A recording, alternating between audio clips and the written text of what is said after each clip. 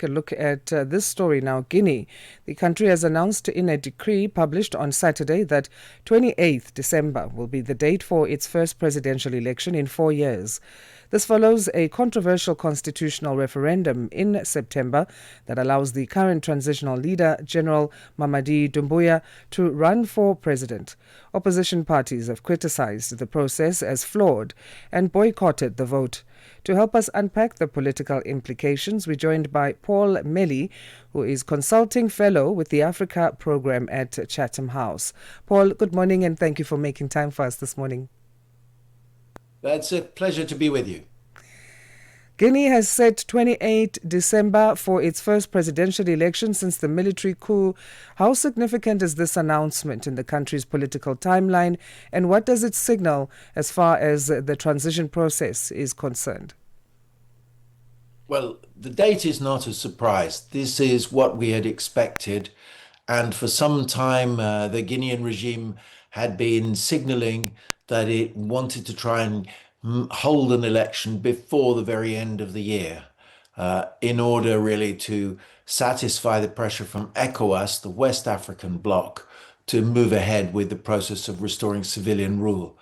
But the whole process is hugely controversial because when Mamady Doumbouya led the military coup back in September 21 that overturned the government of the then elected president Alpha Condé, he promised that neither he nor any other members of his junta or even the civilian administration, the civilian government that they appointed, would be allowed to run in elections. But then they had a long constitutional process. The constitution changed that approach and said that people in the junta could, in fact, run for office. In effect, it allows Doumbouya to stand for election, and that is what everybody's expecting. And to make it even more controversial, in the run-up to these elections, opposition parties were shut out to a large extent. Not all of them, but quite a few. And so the opposition see the whole process as rigged.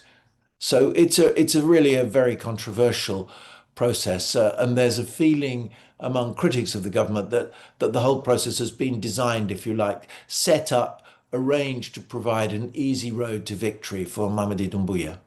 So, because of all those controversies, this 89% approval that has the constitutional referendum reportedly passed and then the opposition, of course, boycotting it and calling it predetermined, how credible are these results of 89%, and what do they reveal about Guinea's political environment? Well, at one level, the numbers are credible simply because it's probable that a lot of opposition people didn't bother to vote. And with certain opposition politicians, certain opposition parties, the most prominent ones, in effect removed from the field of play. For example, Seloudana Diallo, the guy who would be seen as the most likely opposition presidential challenger, then it's not really a surprise that this 89% result was achieved. That's not really a surprise at all. But for those Guineans who had been hoping that the 2021 coup would finally allow the country, after so many years of difficult politics, much of it dictatorship, to finally arrive at a democracy, they will be disappointed. Given And the human reports, rights yes, environment is very difficult as well. yeah. So critics, challengers, civil society figures, there have been a number of disappearances, people arrested who from whom nothing has been heard since. So that's also very controversial. And given that point, then what are the prospects for a free and fair election this December? Even restrictions on media have been reported. Um, the prospects for a genuinely free and fair election that is properly contested, if you like, and in conditions where both opposition challengers, the opposition can openly mount the challenge, and that the main opposition politicians can compete in the presidential race, and where civil society can freely challenge and watch the process and make sure that it is fair. No, those prospects are not great. They really aren't. We have, for example, figures such as the leaders of the FNDC, the movement, the civil society movement that had been campaigning for the restoration of democracy, Fonike Menge and Biloba, they were detained more than a year ago. Nobody has ever heard of them since. And the UN Commissioner for Human Rights, Volker Turk, has just come out with a public statement since this referendum result, calling for an end to the disappearances, for the release of people who've been detained, many of whom, as I say, we don't know anything about. We don't know where they are. We have no news of them. And also calling for the cancellation of the pardon that was granted a little while ago to Moussa Dadis Camara.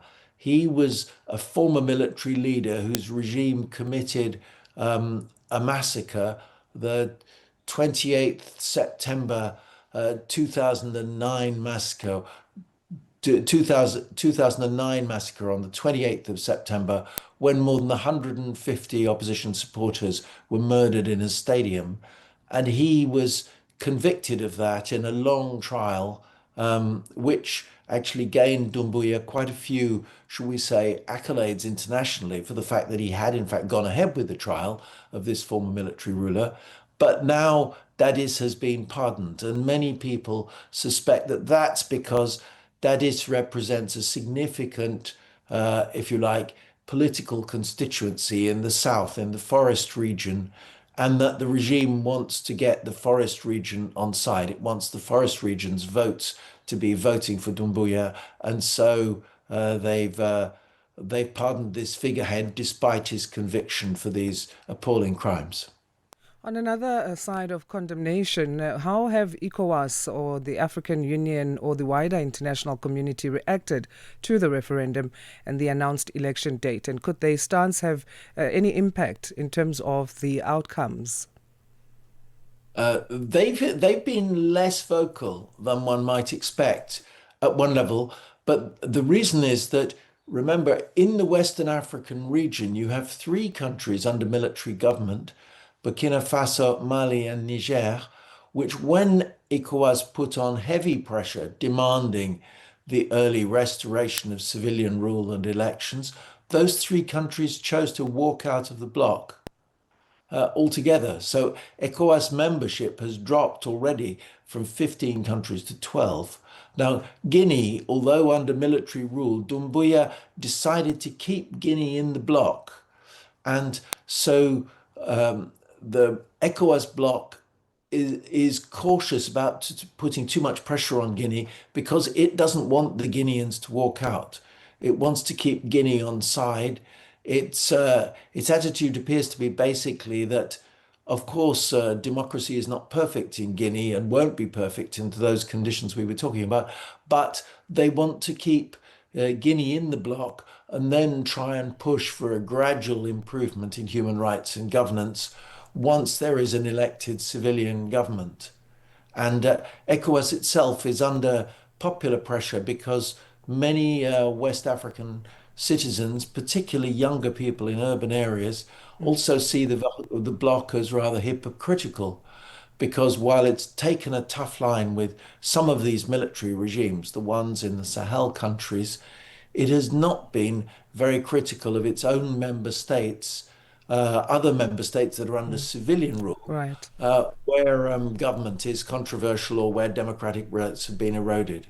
Paul, thank you so much for your insights. We'll leave it there for today. Enjoy the rest of your day. Thank you. Good to be with you. Cheers then. Thanks. Paul Bye. Melly is Consulting Fellow with the Africa Program at Chatham House. Hi there. Do you want to elevate your business and